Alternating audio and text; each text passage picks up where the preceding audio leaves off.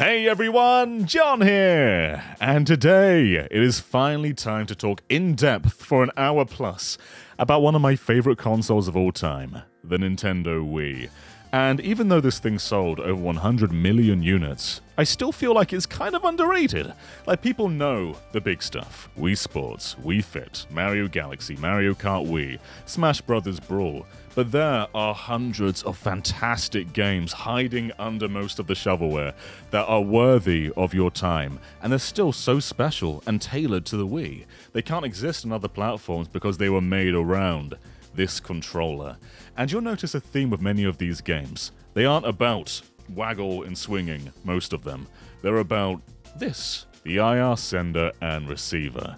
Pointing is the MVP of the Wii era, and it's elevated so many of these games and allowed some genres to carry on, which would otherwise become extinct, and kind of have become extinct since the Wii.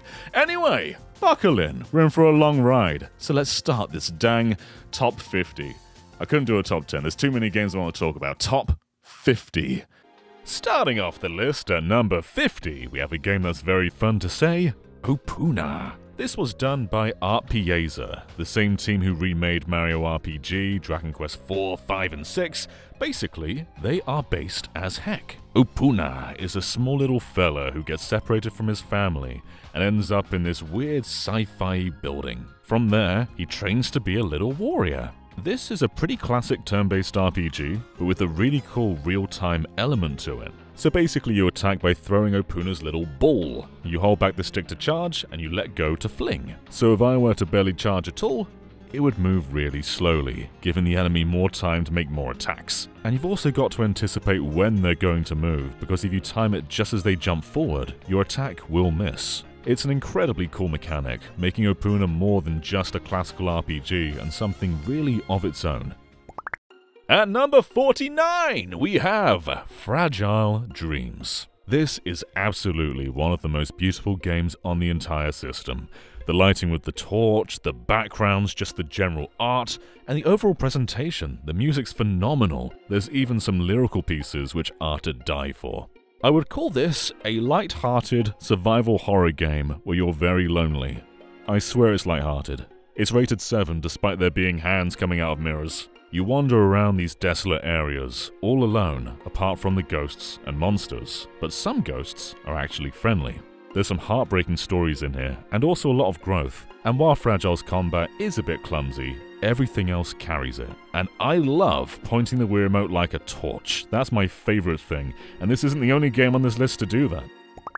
And at number 48, we have Wario Land Shake It, or Wario Land the Shake Dimension, depending on where you live. As of this recording, this is the last Wario Land game, and what a beauty to send the franchise off. It's a pretty simple formula. Make your way through the level, shake things to get lots of money, solve light puzzles, and then run back through as fast as you can. It may not top the franchise greats like Wario Land 4 and Wario Land 3, but this is still a magnificent game all the same. And again, the art is so good, and every single level essentially has its very own gimmick, making it never feel stale. And at number 47, we have Prince of Persia, The Forgotten Sands. And you may be thinking, John, isn't this a certified mid-game? And no! So there are a few versions of Forgotten Sands. There's the HD version, the PSP version, the DS version, and then also the Wii version. These are all completely different games. Different stories, different level design, different everything. And the Wii game is absolutely the best. It may start off like a fairly standard Prince of Persia, whack things with your sword, avoid saws, climb things, but as the game goes on, it really utilizes the Wii remote. This allows you to place hooks wherever you want them to go, or you can just point at the ground and unleash a gust of wind into the air. Essentially, pointing with the Wii remote is an expansion of platforming, and it's so clever. So while a fraction of the game may not be all that exciting, as it goes on, it becomes something incredibly special, and rivals the very best Prince of Persia games. At number 46, we have Kirby's Epic Yarn. This was the first console Kirby platformer since the N64, and it's barely even a Kirby game. There's no inhaling, there's no copy abilities. It's all about being made of yarn. You can unravel enemies and turn them into yarn balls, and while there's no copy abilities, Kirby can still transform. You can go into a car or a parachute, or these very situational areas where he goes on a surfboard or gets like a giant robot with rockets on. It's the diversity that really carries this game, because yes, it looks beautiful and it's really fun to explore, but every single level has its own song and its own gimmick. It never feels repetitive, and that's quite hard to pull off in a game where you can't die. Definitely a departure for Kirby, but it's a game that really stands out in the series, and personally, I prefer this to the expanded 3DS version, which had further abilities, and those abilities didn't really make sense because of the core design of the game didn't really work around them, so I recommend this version. And at number 45, we have Trauma Center New Blood. We didn't get Trauma Team in the UK, so I've not played that one, but this is my favourite of the two Wii games. So Second Opinion was a remake of the DS game, and New Blood is an entirely new Wii game. And if you're wondering what Trauma Center even is, well, it's cut from the same cloth as many mid-2000s Atlas games, so you may recognize the font and very similar character portraits to stuff like Persona 4. And some of the games kind of similar to games like that, where it's like partially quite a high-drama visual novel, but then it's like a big mini-game of operation. You've got to learn what all the tools are, and pull off operations within a time limit. It basically turns operating on someone into a big mini-game, and it is high-octane for what it is. It may look simple, but once it clicks with you, there's a lot to really love in Trauma Center. At number 44, we have our first WiiWare game, Lost Winds 2. WiiWare had a file size limit of around 40 megabytes, and somehow many developers squeezed these very ambitious and beautiful games out of that, and here is Lost Winds, essentially a Metroidvania where you control the winds using the Wii remote. So instead of jumping, you basically just point towards your character and form a gust of wind under them that launches them in the air. And there's so much more you can do with that to solve puzzles, like trying to blow flames into ice or just sort of shake off enemies, and so much more. And this second game goes so much further with that mechanic. There's more variety, better pacing, better story, better puzzles. It's just all in all a better game. And though Lost Winds has revived itself on Steam, there's something about the Wii remote that really elevates it beyond any other platform. So I can't see this ever being better than it is right here on Wii. At number 43, we have Sonic Colors, and this was a very important game at the time when it came out.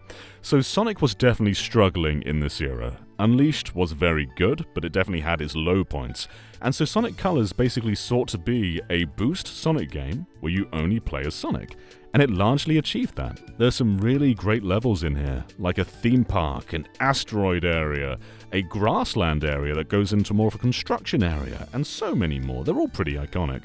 I think the undoing of this game comes from there being far too many acts, because like Act 1, 2, and 3 are usually really good, but then you've got some filler ones that end up being like 30 seconds long. But when this game is good, it is great. Even many of the wisps are really good. Like Sonic's got power-ups now, like the drill wisps and the laser wisp.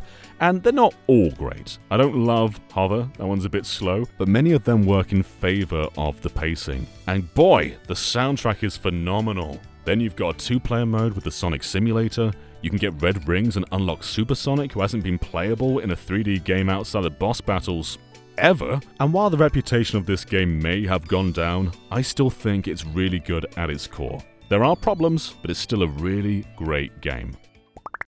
And at number 42, we have Super Paper Mario. And speaking of reputation, this was the first game in the Paper Mario series to deviate from that core turn-based style of RPG. In fact, this game isn't really an RPG. It's more of a non-linear platformer with some progression of an RPG. That said, I think it's so damn clever. The core mechanic of flipping a 2D world and making it 3D is still ingenious. And yes, they could have taken it further, of course they could have. But just achieving this on a coding level is unfathomable, especially back then in 2007. Like, oh, where are we gonna go? Turn the world? Walk on the background. It's so cool. It gets a bit undermined by the pixels and other playable characters like Bowser and Peach, but even with all of that, this is such a fun adventure with so many good ideas. Like you've gone through the entire level here, and it's a dead end, there's nowhere else to go. But you find this pillar, which tells you you can read the rest of it on the other side of the pillar, only you can't do that in 2D, so you flip it to 3D and you find a hidden side, and that side tells you to jump under some random red tree 10 times, and that reveals the way. It's a game full of stuff that sounds like playground rumors, but it's put into action in a really eloquent way, and I still love this game. At number 41, we have Silent Hill Shattered Memories. And in my opinion, this is the best Silent Hill game outside of the original trilogy. Now this one is a reimagining of the first game, but it doesn't really follow it that closely. And just like Fragile Dreams, this is a torch game. So you point the Wii remote at the screen to aim your torch around. And this is one of the most technically accomplished Wii games. The shadows are so good. When you move the torch around and just make everything illuminate and form a shadow, it looks incredible. The character models look incredible.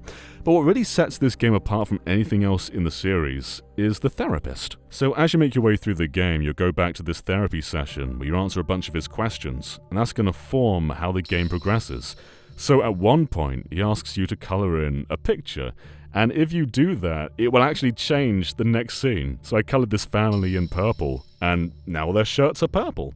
And if you were to color really carefully, the main character would be less rushed and angry in the scene than if you colored more out of the lines. There's so many small things in this game that change the outcome of everything. Like if you look at a revealing poster of a woman, then suddenly the monsters are gonna have boobs. It's a very special game in the franchise, and yes, my favorite game outside of 1, 2, and 3.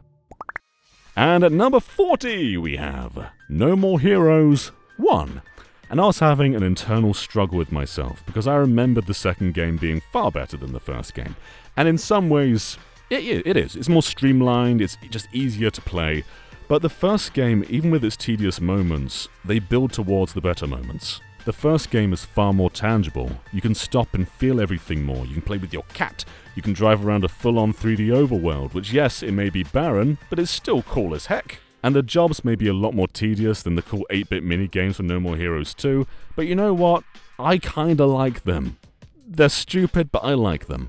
Doing all of this is to work towards the core of the game, which is being the best assassin. You need the money to face off against these opponents, and you go through their labyrinths and just murder everyone. And in the PAL version, there's no blood for some reason, so we just get these black sprays. Still looks kinda cool though. But in my opinion, the rival assassins are cooler than the second game, the music is cooler than the second game, and it's just more ambitious. It does more with what it has. So while No More Heroes 2 may be more fun in areas, it's just not as complete as the first No More Heroes. And at number 39, we have Endless Ocean 2. The first game is great, as is the predecessor series Everblue, but Endless Ocean 2 takes things even further. It's incredibly relaxing to explore and fill up that encyclopedia of fish, but that's just one part of this game. Endless Ocean 2 also gives you this island to explore, and dolphins to do tricks with. You can go around and find items at the bottom of the ocean. You can go online and play with your friends and discover and explore together. It's definitely one of the least action-packed games on the entire console, but there's something so serene, and that comes in with the music as well. Some absolutely killer lyrical pieces, and just ambient pieces too. So I'm not too upset that they removed the ability to use MP3s like the first game allowed you to do, even though that was really, really cool, because what is here is so calming. The Switch game for sure took a bunch of steps back when it comes to the single player, but I'd still recommend playing that game. It's likewise just very fun to explore with friends. And at number 38, we have another WiiWare game. This is Castlevania The Adventure Rebirth. And Konami were killing it with the Rebirth series, just taking these iconic franchises and essentially giving them brand new installments. Shout out to Contra Rebirth 2 that very nearly got this slot, but Castlevania just nudged it out. What's fascinating about this game here is it's a rare example of remaking a bad game. Castlevania The Adventure on Game Boy is terrible. It's incredibly slow, very unfair, just poorly designed, and they salvaged it to be something that stands among the best games in the series. And to achieve that, they basically made a new game. There's a bunch of nods to the original Game Boy game, but most of the level design is new, most of the bosses are new, even the core mechanics are new, like there weren't secondary weapons in the original Game Boy game, but they're here now, and it looks stunning. It's like a TurboGrafx 16 game just came back in the year 2009. It's a real beauty. All these Rebirth games are fantastic, and I hope one day they get to re-release, because Gradius Rebirth, Castlevania The Adventure Rebirth, and Contra Rebirth are all just brand new Konami games that got stuck on WiiWare and stand among the best games on the entire console. And at number 37, we have Cloa. This is a remake of the PlayStation 1 original, but with a paint job of Cloa 2. I'll always love the PlayStation original with its 2D sprites on a 3D plane that still looks stunning today, but the Wii game doesn't replace it, it stands alongside it. Cloa is quite a comparable platformer to Kirby. It's quite slow-paced, you're meant to go around and collect gems, but the big twist here is use your enemies as platforming. So you can pick them up and turn them into big inflated balls, and then either launch them into the foreground or right ahead of you, or use them to get a big boost in the air. And while this may look like a very happy and endearing game, Cloa will probably make you cry. Especially the ending, it's a highly emotional game. You can play this now on modern systems in the Cloa collection, and that version of Cloa 1 is basically just the Wii version, but with a smaller Cloa. At number 36, we have another Code R, a very rare European localization exclusive. This is an incredibly underrated series. Both this and the DS game, they rock so much. And it's kind of like a visual novel and adventure game hybrid. So there's a lot of text and a lot of story, and it's very interesting, a lot of mysteries to be unraveled. But there's also a bunch of hands-on puzzles and mini-games. And just like the DS game, it gets pretty meta and fourth wall breaking. Your main item is pretty much a Wii remote, and to solve many puzzles, you'll be utilizing this in the real world. In fact, one puzzle requires you to press the home button, which is so clever. And like Cloa, we do have another Code Recollection on the Switch, but that isn't really this game. It shares nothing in common with another Code R, other than the underlying story beats. But the gameplay, the progression, the puzzles, they're basically entirely different. So if you've played that, you should still play the Wii game, especially if you care about the story, because it's a bit more elaborate and longer here on Wii than it is on the Switch. And at number 35, we have Red Steel 2, one of the most improved sequels I've seen in a very long time. The first game wasn't bad, but it didn't really have much of an identity, but in comes Red Steel 2, giving you the sort of Western samurai hybrid with a really cool cel-shaded art style. And this was one of the big showcases for Wii Motion Plus. Your swings are incredibly accurate to how your sword moves in the game, and it recognizes whether you've done a hard hit or just a soft waggle, so you've really got to get involved with the combat. You can go around shooting, but ammo isn't that plentiful, so you're really encouraged to get close and personal, and really mix up your range depending on the situation. And man, the combat just flows so damn well. It also has some really funny load screens. It gives you the illusion that it's not loading, it's just one big seamless world. But this door won't open. At number 34, we have Ghost Squad. And one of my favorite things about the Wii is it revived the light gun genre, the rail shooter genre. And there's so many great ports, like House of the Dead 2 and 3, and LA Machine Gun. And there's original games too, like House of the Dead Overkill and Resident Evil The Dark Side Chronicles. And I just want to shout those games out because unfortunately they did not make the list. But Ghost Squad is so good. This is the only home console port. It was originally an arcade game, but it's one of the best rail shooters on the entire system. You are the Ghost Squad. You're meant to go in, clear everything out, and make it seem like nothing happened. Just shoot a bunch of people. And it's so fast-paced and fun. There's a bunch of different alternate routes you can take. Sometimes you've got to be wary of hostages, so you can't just go around shooting absolutely everything. Sometimes you're expected to cut wires to defuse a bomb. So it's not always just about shooting everything you see. There's a bunch of diversity in here. Like sometimes you're sniping things, or sometimes you're shooting a rocket launcher.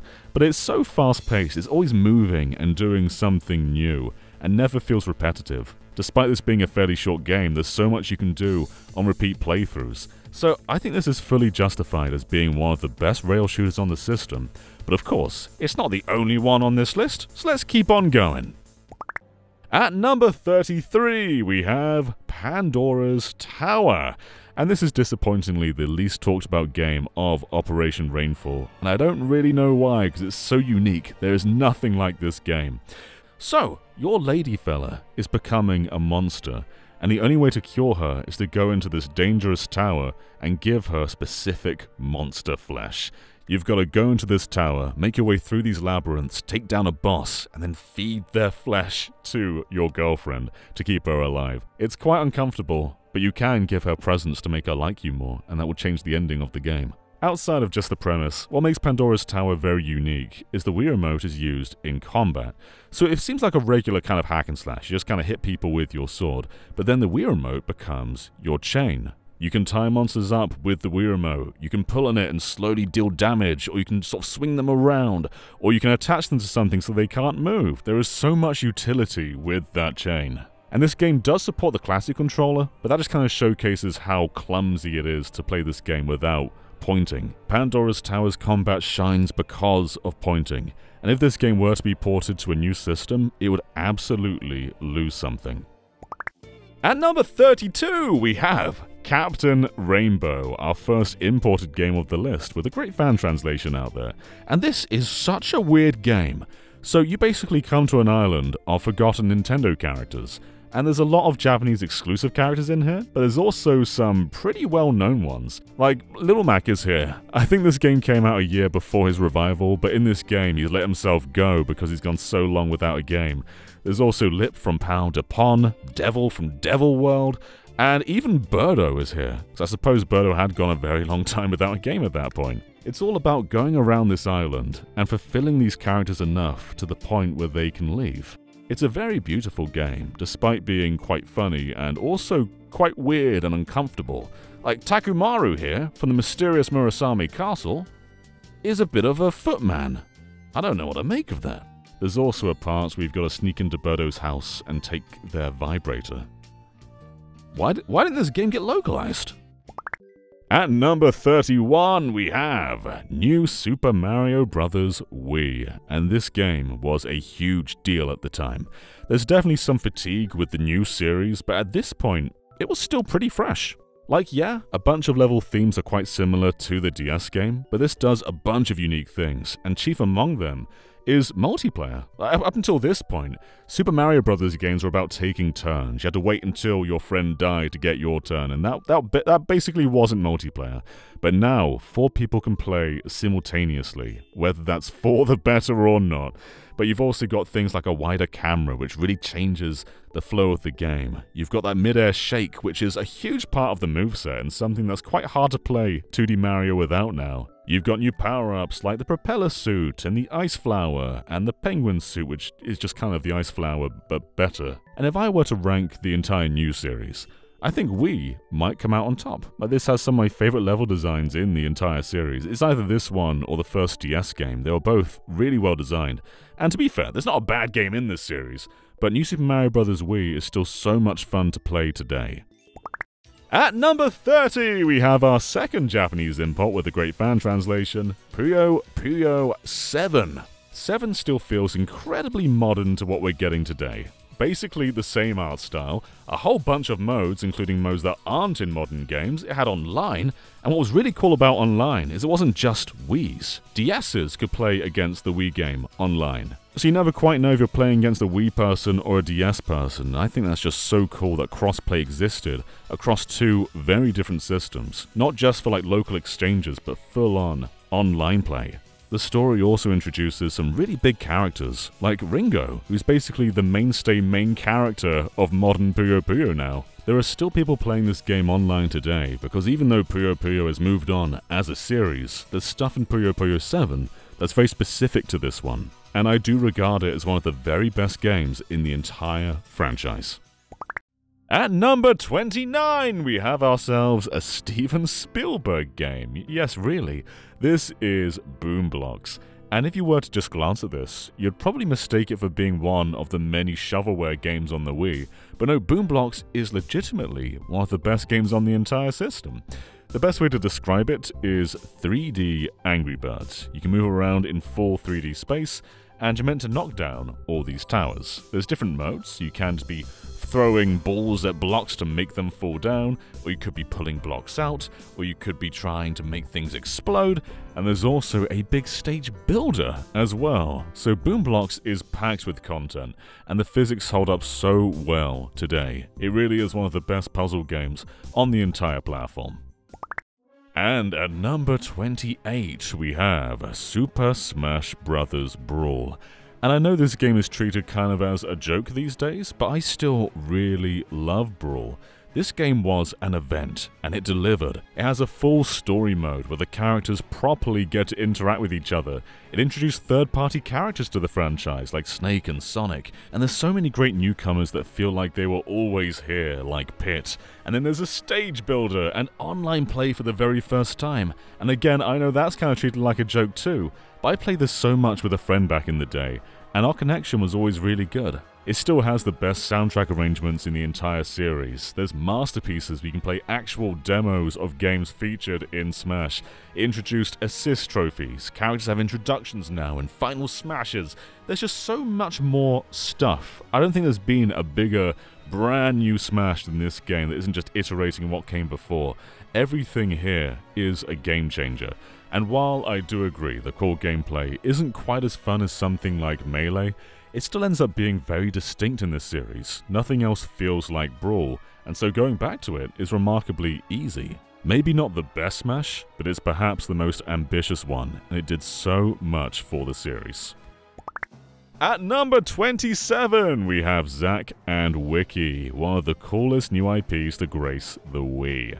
Zack and Wiki is a pretty traditional point-and-click adventure game, but it shows that that genre works so well on the Wii. The Wii Remote is practically a mouse. The art style is amazing, the animations are great, and every single level is packed with so much imagination and charm.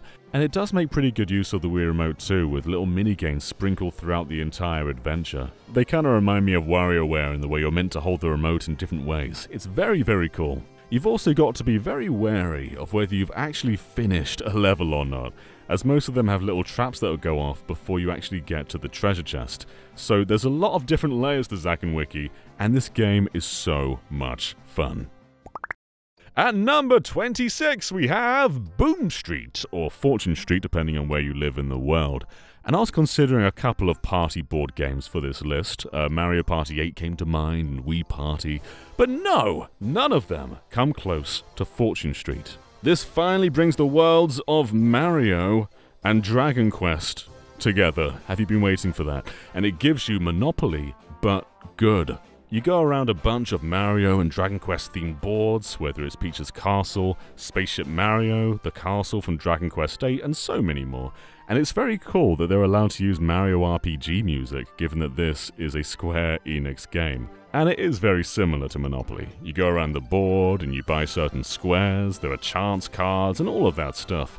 But it's just more fast-paced and fun, and all the characters comment on what's going on. They also comment on the contextual boards as well. So Mario will talk about Peach's Castle or whatever else. There's so much personality and charm. And unlike any other party board game from this era, it has online play too, back on the Wii. It took until the Switch for Mario Party to do that.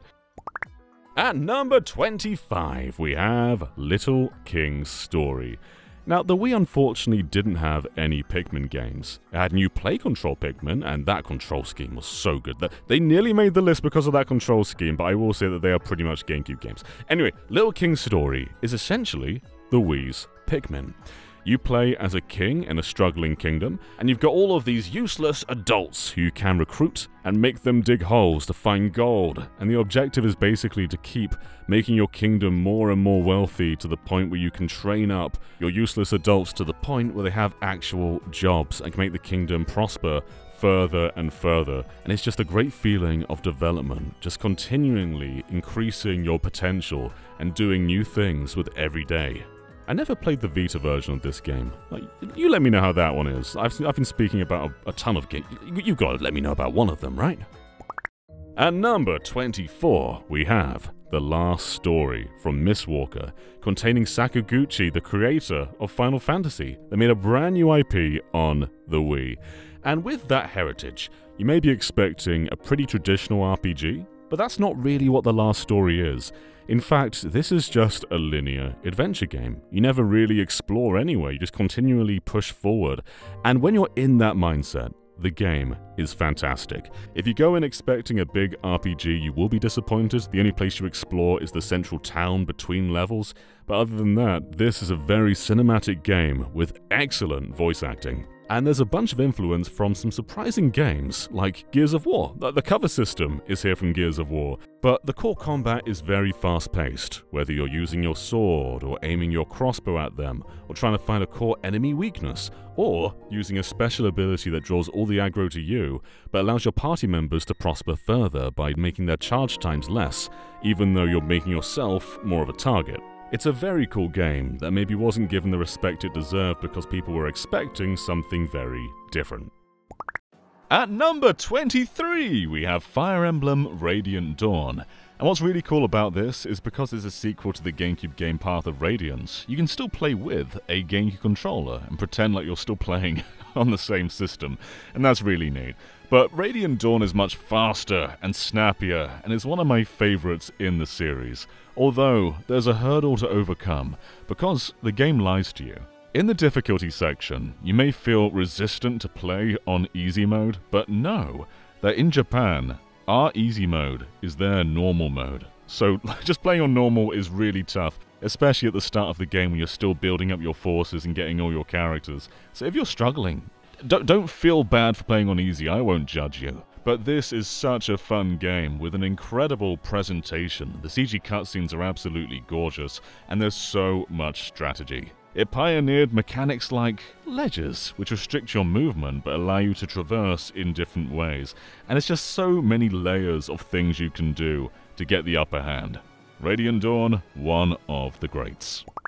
At number 22, we have another WiiWare game. This is World of Goo, maybe even the defining WiiWare game. This is a physics building game where you take a bunch of goo orbs and try and build bridges to get to the suction pipe at the end. Of course, it's a ton more complex than that, and many later levels will have you scratching your head at how to actually approach them.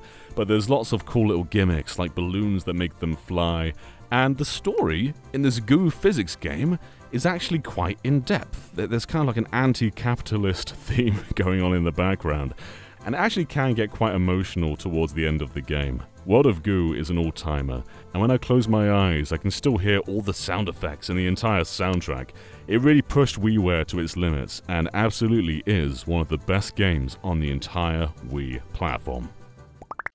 At number 21 is Monster Hunter Tri. And up until this point, Monster Hunter was just a PlayStation series. The mainline game started on PS2, but on PSP, it really took off. Both in Japan and in the West, the PSP was the real juggernaut that pushed Monster Hunter to its limits. But then surprisingly, the third game landed its way on the Wii. This was a big step forward for the franchise's multiplayer component because it had Wii Speak. I mean, now it's just kind of easier to play online, but still, Wii Speak. I had many friends whom, this game was the Wii. This is all they played on the console. One friend bought a Wii just for this game because he loved the PSP games so much. And there's a ton of depth. There's water battles now, so there's all these different monsters you can face off against. And it did so many things to bring the franchise forward and really give it that kick-off in the West if the PSP hadn't already. But yes, one of the Wii's biggest scaled games. And at number 20, we have Murasa the Demon Blade. And I must admit, until recently, I didn't fully get this game. I knew it was beautiful, just looking at it, it is one of the most precious games on the entire console. But whenever I played this in the past, I chose this difficulty option, and it made the game feel very basic. This time though, I chose this difficulty option, and suddenly things clicked. There's so much depth to the combat. You're juggling all these enemies, you're trying to make these dodges and just swish away to the other side of the screen. You're going down different planes, going down into the river, then jumping back up. You're switching swords to deal with different enemies, and you're dealing a combo as you get your sword out, which is so cool. I get it now. Murasa is absolutely one of the greatest games on the console, so if you didn't get it in the past, just try playing on that difficulty mode, and I think you will. The boss set pieces are so big and cool, And I was surprised just how much variety there was in the game, how many different backgrounds there are, and how they continuously manage to top each other in raw beauty. Murasa is an all-time great. And just like Lil King Story, there's a Vita version which I haven't played. Let me know how that one is. At number 19, we have Mario Strikers Charged. Football. Very important, but football at the end. The Wii was rather barren of Mario sports games. There wasn't an original golf or a tennis, but we did get the most extreme of them all with Strikers Charged.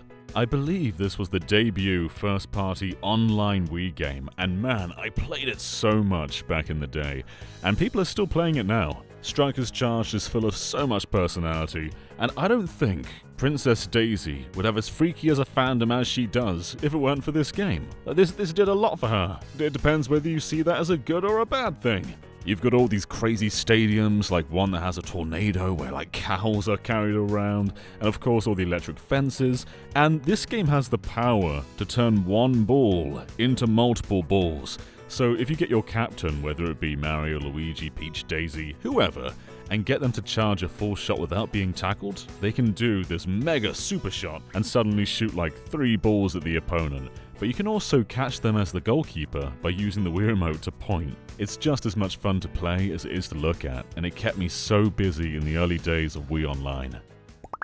At number 18 is The Legend of Zelda Skyward Sword. Now, I've grown to really love this game, but at the time I was rather disappointed with it. It is the most linear 3D Zelda, but after Breath of the Wild, the most open 3D Zelda, I came to accept that as a good thing. Skyward Sword is like one big dungeon. Even the open areas are all about puzzle solving and finding a path forward. And while there are a few tedious moments, like coming back to older areas to find those little like tad notes, they are smaller parts of a grander experience, and Skyward Sword has some of the best dungeons in the entire series. It's not afraid to play around with gimmicks and themes and push them as far as they can go. Like there's little blocks that change whether you're in the past and future, and later on that's added to a ship, so you're sailing along this desert, but as you go along you're going back to the watery river that it used to be, and it's so damn cool. And of course it is one of the biggest Wii Motion Plus games. In Twilight Princess, waggling your sword was basically just a big button press, but in Skyward Sword, it actually matters how you swing. You've got to pay attention to your enemies and catch them off guard. And I would recommend playing this game on the Switch now. That 60 FPS bump really helps with motion controls, although I will say the Wii version needs to recalibrate less. But all in all, a really special game, and Skyloft is one of the coziest towns in all of gaming. At number 17 is Dead Space Extraction. And I'm sure many of you just shrugged this one off of being a cheap Wii spin-off of Dead Space. But this is one of the best rail shooters I have ever played. It takes itself super seriously too as a Dead Space game. There's a great story going along, and it tells that in tandem with the on-rails gameplay.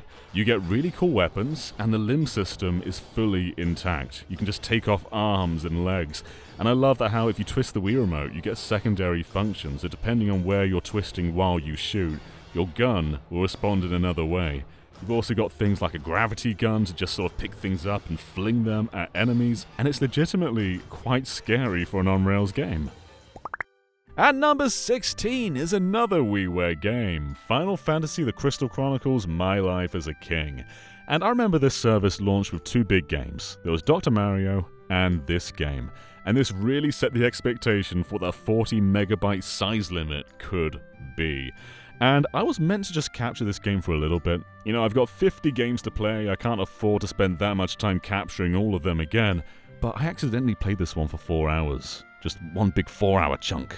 My Life as a King is the best Crystal Chronicles game. Those who say it's the GameCube one have not played My Life as a King, they are simply misguided. Instead of being an adventurer, you are a micromanaging king who's just found their way into a brand new kingdom.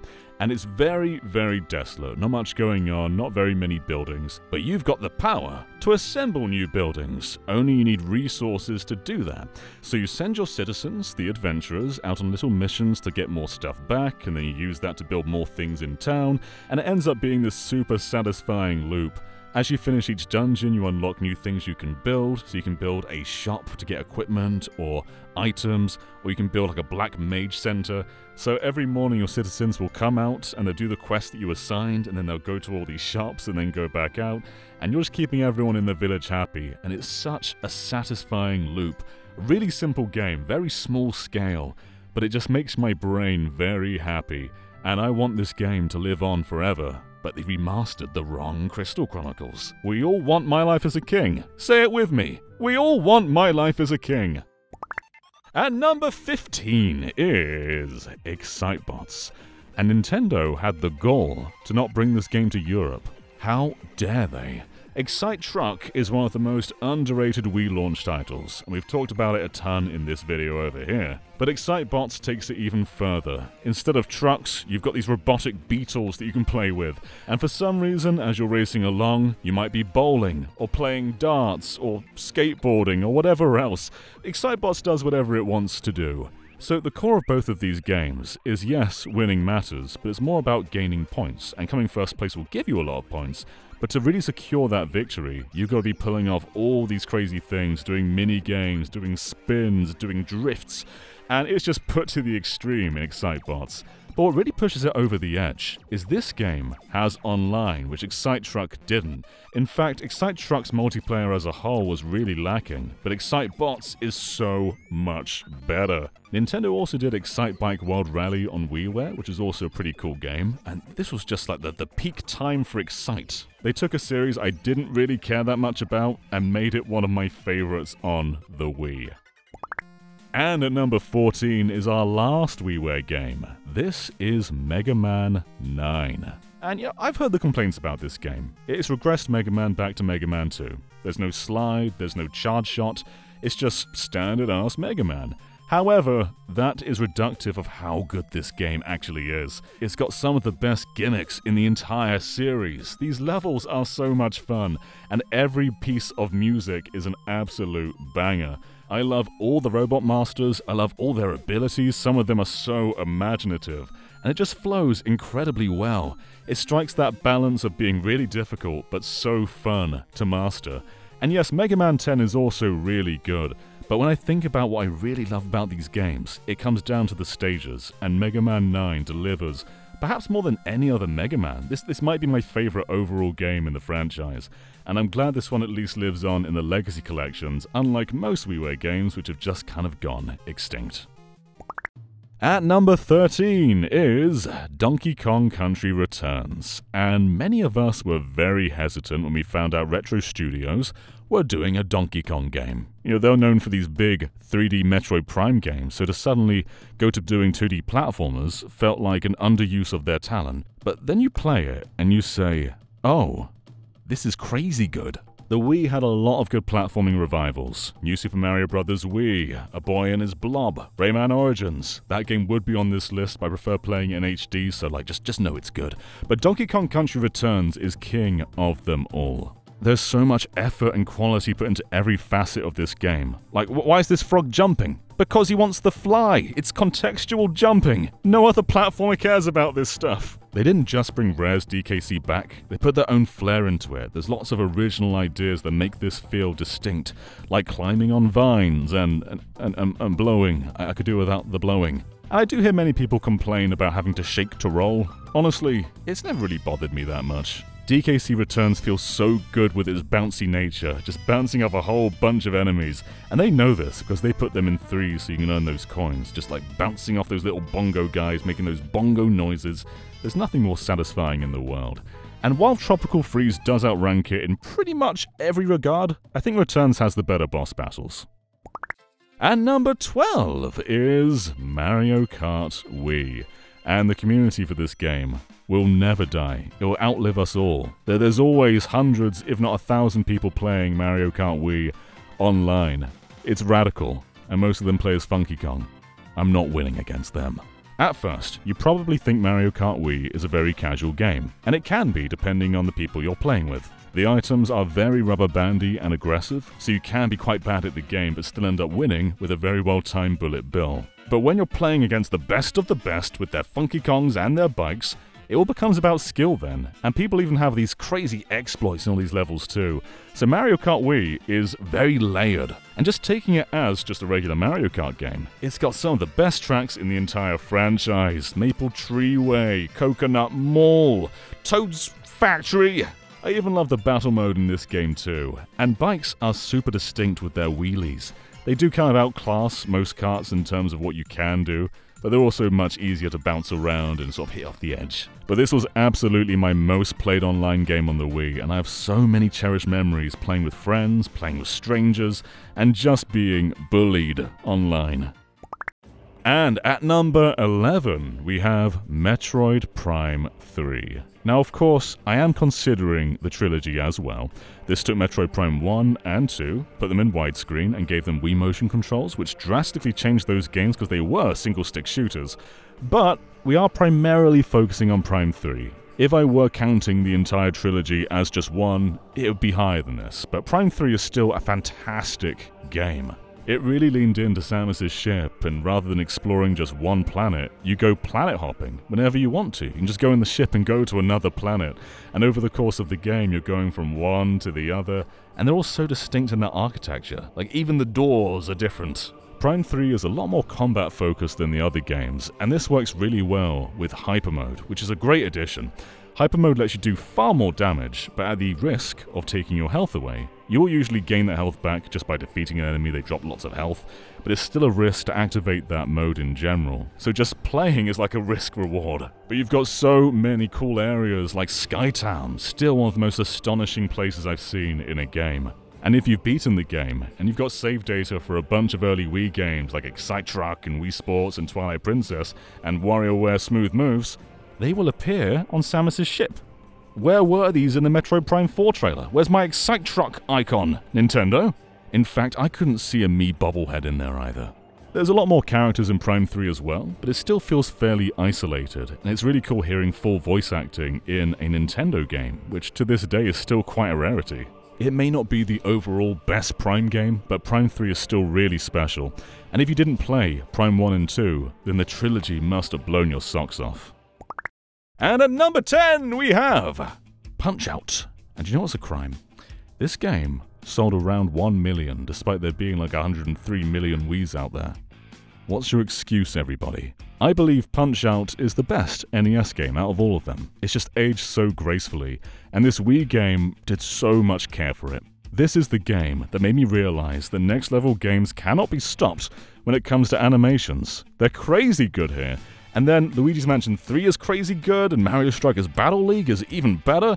This studio is capable of like movie-level animation, and it all started here with Punch-Out! This game is an utter joy to experience. And while many of the competitors are coming from previous games, it's still really cool to see them reimagined for this era. And of course there are a bunch of new ones, including Donkey Kong. And I guess if you've never played Punch-Out!, I see it as like a rhythm puzzle game. It's not a fighting game at all. It's about waiting for the openings and learning the patterns of your competitor. There is a two-player mode here, but it just kind of shows that Punch-Out! Isn't meant to have this unpredictability. It is about reading your opponents and mastering them. And this game is the best of the best. The best game in the series and one of the best games on Wii. Oh, we're getting towards the end. At number 9, we have WarioWare Smooth Moves. WarioWare's always been a chaotic and unpredictable series, but throw in motion controls and you've got unlimited potential. It's a hilarious game with all the form baton poses, and the pacing is relentless. You're constantly moving between different styles of motion in what is still some of the best microgames in the WarioWare series. Whether it's 9Volt's Nintendo-themed games, where you're using a Deku Leaf to try and get around in Wind Waker, or being told to drop the remote as a test to whether you have your wrist strap on. You can still just drop it. There might be a thud, but you can drop it. I never tire of revisiting this game. I've loved many WarioWare games since, but none of them have come close to Smooth Moves, apart from maybe Gold, and that's just partially because it kinda contained Smooth Moves. The series was a perfect marriage for the Wii, and it feels like it was made for this console. And at number 8 is The Legend of Zelda Twilight Princess. And this was a very important launch title, because it showed the Wii was capable of traditional games. In fact, the Wii could enhance traditional games. Yeah, sword swinging was just kind of a waggle, but aiming with the slingshot or bow or hookshot or the big chain and ball felt so good every single time. Especially on horseback, you can just aim at things effortlessly while on Epona, and it's so flipping cool. The reputation of this game has definitely gone a bit wonky over the years, but I still greatly enjoy it. Yeah, it's very iterative and didn't really push the franchise beyond Ocarina of Time, but that's not really a bad thing. Twilight Princess is a huge game, still one of the biggest Zeldas ever made, and the dungeons are so rooted in the themes of the world. Some of them have little stories going on within them, like rescuing a bunch of monkeys, or going to Snow Peak and actually going through a house that is a dungeon, which is seriously cool. Items do go underutilized, but there's some of the best in the series as well, like the spinner. Look at this thing. That wasn't the best demonstration, but it's cool. With everything Twilight Princess does, like the whole wolf mechanic is just kind of an extra. There's so many layers to this game. It felt like such an event when it came out, and playing through it for the first time, I couldn't think of another game of this scale that delivered on this quality. Yeah, I can see some flaws now, but Twilight Princess is still one of my favorite 3D Zelda games. And just to secure myself here, I know some of you are going to say, oh, it's a GameCube game, even though more people played it on Wii and it released on Wii first. But, yeah, for you guys, Link's crossbow training, sure. Let's put Link's crossbow training in this slot instead. I love this game.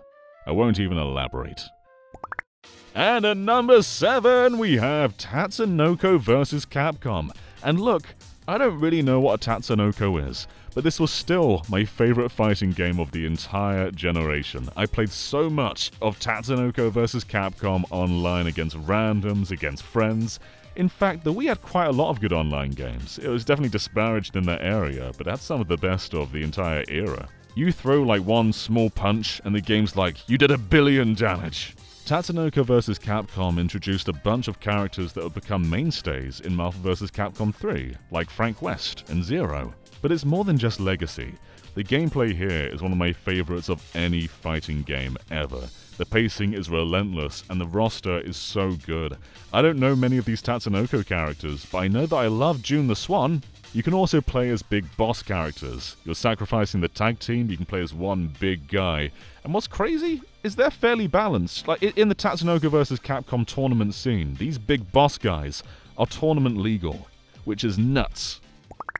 At number 6, we have Wii Sports Resort. The first Wii Sports game was a revolution, a revelation. Anyone could pick up their controller and play tennis and bowling and golf and have fun. But Wii Sports Resort took it way, way further. This was the Motion Plus showcase game. It brought a few of the sports back, like bowling and golf, and they play even better than they ever did before. But Wii Sports Resort isn't about just one individual sport, it's about the culmination of bringing them all together on Woohoo Island, formerly Wii Fit Island. I used to jog around it all the time in Wii Fit, and just seeing everything contextually in the world and where the sports take place is so satisfying. Like going to the plane minigame and flying around the island and seeing a distant island, like what is that? And you fly out and you figure out, oh, it's the golf island, this is where golf takes place, and here are all the golf courses. There's even island lore. You can go around and learn about the volcano, or you can go down to the square and you can see the fountain where people throw coins in. And even Mario Kart 7 respects this lore. Look, there's coins by the fountain. That's really cool. I don't think absolutely every game is a hit. I don't really care for the jet ski one. But when it comes to swordplay, man, that is so cool. It is a one-to-one representation of the Wii Remote. And it's so much fun whether it's a one-on-one or you're just whacking a bunch of Miis with your sword as they all approach you in packs of hundreds. And again, this is all happening within Woohoo Island. In fact, most sports have variations. Frisbee is a lot of fun on its own, like just sort of nailing those swings and playing with the dog. But then there's also Frisbee Golf, where you're playing on the golf courses and you're just throwing the Frisbee down them. It's so weird. Bowling has like normal bowling, then the fun crazy bowling, and then 100-pin bowling. Wii Sports Resort is close to being perfect. I'm kind of surprised that the reviews don't really mirror that. Like, these are good scores, of course, but I think this is one of the best games ever made. The only thing missing from it, really, is online play. That's where Switch Sports has one upper hand, but Wii Sports Resort is ahead of it in most other ways. At number 5, we have Beat the Beat Rhythm Paradise, or Rhythm Heaven Fever, as it's called in America. This is in a similar position to WarioWare Smooth Moves, where Rhythm Heaven Megamix kinda contains a bunch of fever, but I still really enjoy playing it on the big screen, especially with the slight differences in presentation and just progression. Every game in Beat the Beat Rhythm Paradise is an all-time banger. Whether it's playing golf with your monkey friend, or drilling in those robots, and yes, there are some hard ones that at first you may be like, oh, I don't like this one quite so much, but the more you play it, the more you will master it, and you'll come to realize that this game has no flaws. Zero. Zilch. Near perfect game. And all you do is press a button to match a beat, but when everything culminates together, the visuals, the beats, the music, it gets you involved more than maybe any other rhythm game. So many of these are just ingrained into my mind. Like sometimes I'm trying to sleep and all I hear is wubba dubba dubba that true. Yeah. At number 4, we have Sin and Punishment Successor of the Skies, or Sky Successor. They love changing the title of games in this era. Whenever I hear like GameCube versus Wii arguments, it's always like, oh, the GameCube had 2 Star Fox games when the Wii had none of them. But the Wii had one of the best on-rail shooters ever crafted that I hold in a higher regard than any Star Fox game. Sin and Punishment 2 is just bonkers good. If you were a fan of Kid Icarus Uprising's flight sections and wanted a whole game of them, that is what this is. It plays identically to that. If an enemy gets close, you melee them, you can charge up shots, and you can just go crazy just shooting everything. The game is relentless with what it throws at you. Every level is massive in scope, and there's so many different set pieces that feel so meticulously designed, and it just keeps going further and further, upping the ante, and the story is nuts. Sin and Punishment 2 is simply one of the best games in its entire genre, and it's so much more fast and frantic than the first game because of the Wii remote. This game couldn't exist on another platform, despite supporting the classic controller, which just kinda helps show what you're missing out on if you're not using the Wii remote. And with number 3, we have Super Mario Galaxy. But 1 or 2? Well, I don't want to decide, so I'm going to throw both of them in. And the reason I'm throwing both of them in is because I have never known. I've been on Team Galaxy 2, I've been on Team Galaxy 1, and I think I've come to the conclusion that my favorite is really just the one that I played last. Galaxy 1 goes a lot more into the space theming with much more planet hopping and just being in space, whereas Galaxy 2 likes to have a lot more variety. Sometimes you're flying on a parrot, and Yoshi's in this game, and even Yoshi has layers of power-ups on top of being a power-up himself. So I don't care to argue which is better, but what I will say is both Mario Galaxy games are some of the best 3D platformers ever crafted. There has been some recent pushback against them for not being sandbox games, and that's just simply not what they are. It was the first step towards that kind of 3D land, 3D world progression, but on a much more exciting scope. I love doing a long jump off the edge of a planet and just sort of watching the gravitational pull just kind of bring you around while you're just suspended in the air. I love the spin that just carries you a little bit further in the air, like doing a triple jump off a planet and then spinning and coming out of that gravitational pull and into another. There's so many great exploits like that. And man, the presentation. Super Mario Galaxy might be one of the best looking games of that generation. And I'm fully aware it's a 480p Wii game, but artistically, I can't think of much else that even compares to Mario Galaxy. And then the music. Most of it is fully orchestrated, and it's some of the best compositions that have ever graced a video game. Because the levels are fairly linear, they are planned out in such a specific way, and the mostly fixed camera takes advantage of that, showing you the spectacle at every angle it can. Mario Galaxy 1 and 2 are simply some of the best platformers ever made, and some of the best games ever made. And at number 2, we have Resident Evil 4 Wii Edition. And you may be typing an angry comment about that, because throughout this video, I've dismissed just regular ports with motion controls in. I dismissed Pikmin 1 and 2. I didn't rank Metroid Prime Trilogy, I mostly ranked Metroid Prime 3. So why is Resident Evil 4 Wii Edition on here? Because it's simply one of the best things to ever grace mankind. This is still the best version of one of, if not the best games ever made. Resident Evil 4 was in a weird situation when this version released, because the GameCube game had the best presentation. It was glorious, it looked outstanding, but the PlayStation 2 game had the most content, with separate ways and a few other extras. But the Wii game gives you the GameCube presentation with all the PS2 content and the most godly control scheme to ever grace Earth. Resident Evil 4 is about stopping to shoot. You can't move while shooting, and that works so well with the Wii Remote, because the nunchuck can let you move around wherever you want to go, while the Wii Remote can move anywhere on the screen without moving the screen, giving you the most accuracy of maybe any other game on this console. Look at this! Look at what you can do in Resident Evil 4 on the Wii. It makes it incredibly fun to play on the harder difficulties, like Pro Mode, because you actually stand quite a good chance even on the higher difficulties, and you feel like a badass doing so. But it's a really flexible game too. Like, my best friend in school was very familiar with the GameCube version, so whenever he came round, would take turns on Mercenaries, and I'd play with the Wii Remote and Nunchuck, but we could just plug in a GameCube controller when it was his turn, and he could play with his more comfortable controller, which is so rad.